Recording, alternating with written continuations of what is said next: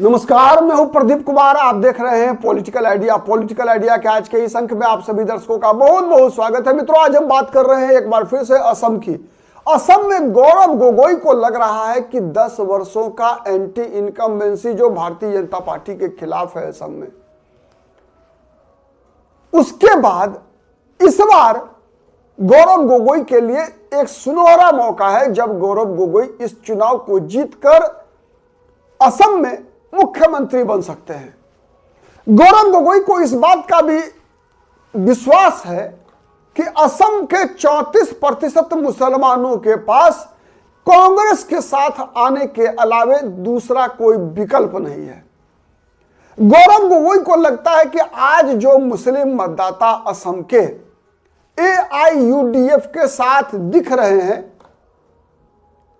वो जैसे जैसे चुनाव नजदीक आएगा वैसे वैसे कांग्रेस पार्टी के साथ आ जाएंगे। इसीलिए बदरुद्दीन अजमल की पार्टी के साथ गठबंधन करने की आवश्यकता नहीं है, क्योंकि कांग्रेस पार्टी ने 2021 के विधानसभा चुनाव में बदरुद्दीन अजमल की पार्टी के साथ गठबंधन किया था। इसीलिए कांग्रेस पार्टी को भारतीय जनता पार्टी मुसलमानों की पार्टी बताकर हिंदुओं का ध्रुवीकरण कराने में बीजेपी सफल हो गई और हिंदुओं का 70% से अधिक वोट लेकर भारतीय जनता पार्टी एक बार फिर से सरकार बनाने में असम में कामयाब हो गई थी।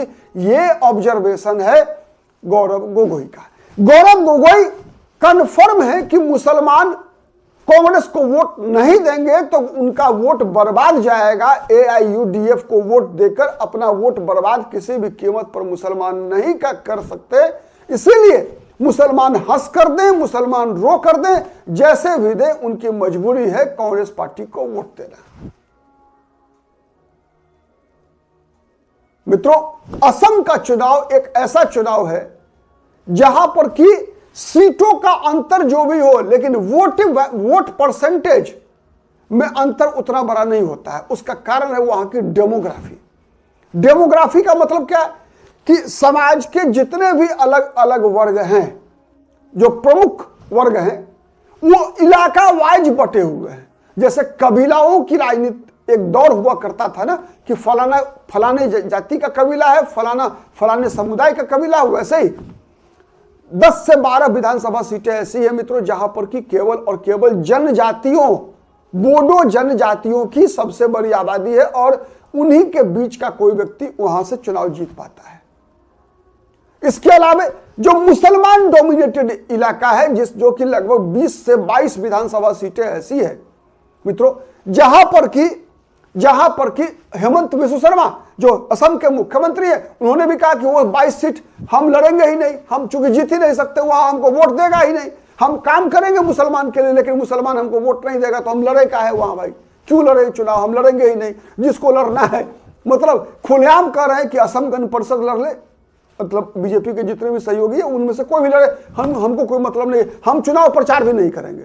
यहां तक बात कर रहे हैं हेमंत बिस्व शर्मा। और यही आशा की किरण है सबसे बड़ा गौरव गोगोई का। गौरव गोगोई का मानना है कि वर्तमान में जितने भी सर्वे हुए हैं, जितने भी ओपिनियन पोल हुए हैं, सब में बीजेपी और कांग्रेस पार्टी के बीच वोट शेयर का जो अंतर है इस चुनाव में, वो 2% का है अभी। और इनका गौरव गोगोई का मानना है कि चुनाव आते आते ये अंतर भी खत्म हो जाएगा। उसका आंकड़ा से भी उदाहरण देते हैं कि 2014 के लोकसभा चुनाव में भारतीय जनता पार्टी को मिला था 36.5% वोट, 36.51% वोट बीजेपी को मिला था 2014 के लोकसभा चुनाव में, और कांग्रेस को मिला था 29.61%। वही 2019 के लोकसभा चुनाव में बीजेपी को लगभग उतना ही वोट मिला, 36.05, मतलब कुछ घट ही गया था, लेकिन कांग्रेस का वोट शेयर काफी बढ़ गया। 2019 के लोकसभा चुनाव में कांग्रेस का वोट शेयर बढ़ा। क्यों बढ़ा? इसलिए बढ़ा कि 2014 के लोकसभा चुनाव में AIUDF को मिला था 14.83% और 19 के लोकसभा चुनाव में कितना मिला AIUDF को? 7.80%। मतलब AIUDF को 2014 के लोकसभा चुनाव में मिला, बीजेपी का वोट उतना ही है, 36.51 और 36.05, ये समझिए पहले। लेकिन 2014 में लोकसभा चुनाव में AIUDF को मिला 14.83%। 2019 के लोकसभा चुनाव में ये 14.83% में आधा हो गया, ये 7.80% हो गया। मतलब 7.03% वोट आधा हो गया, घट गया AIUDF को, और बदले में कांग्रेस का वोट शेयर 6% बढ़ गया। आप अनुमान लगा लीजिए कि AIUDF। उसके बाद चलिए 2024 के लोकसभा चुनाव में, 2024 के लोकसभा चुनाव में बीजेपी को मिला 37.43%। मतलब बीजेपी को फायदा कितना हुआ? 1% वोट का। बीजेपी को फायदा कितना हुआ? 1% वोट का, 37.43। पिछली बार कितना था? 36.05 और 36.51। मतलब लगभग 1 से 1.5% के बीच में मान लीजिए आप। लेकिन कांग्रेस का वोट शेयर बढ़ा कितना? 2% फिर बढ़ा। मतलब 29.61% था कांग्रेस का 2014 में। 2019 में हो गया 35.44 और 2024 में कितना हो गया? 37.48। मतलब फिर 2% बढ़ा। लेकिन बीजेपी कितना बढ़ा? लगभग 1 से 1.25%। और AIUDF का क्या हुआ? 14 से 19 में जो आधा हुआ था फिर आधा हो गया। मतलब 14.83% AIUDF थी 2014 में, 19 में हो गई 7.80 और 24 में हो गई कितना? 3.13। मतलब फिर आधा। अब आप अनुमान लगा लीजिए गौरव गोगोई का अनुमान सही है या गलत है। गौरव गोगोई का मानना है कि चूंकि 2014 में किसी भी मतदाता को यह भरोसा नहीं था कि नरेंद्र मोदी की सरकार दिल्ली में बनेगी, इतने भारी बहुमत से बनेगी, इसीलिए मुसलमान वोट बट गया। 2019 में बातें वही हुई। लोगों को लगा कि एक बार काट की हांडी थी, चढ़ी, दोबारा नहीं चढ़ेगी, लेकिन फिर भी बीजेपी जीत गई।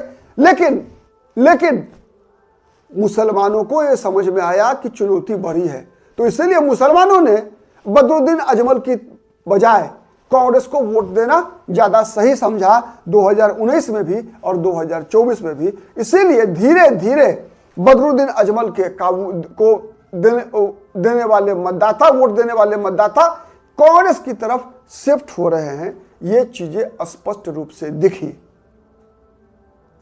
इसीलिए कांग्रेस पार्टी ने का यह मानना है कि 2021 के विधानसभा चुनाव में कांग्रेस ने बदरुद्दीन अजमल के साथ जो गठबंधन किया था, उसी का परिणाम हुआ कि बीजेपी का भी वोट परसेंटेज 2024 के लोकसभा चुनाव में 1.5% बढ़ गया था।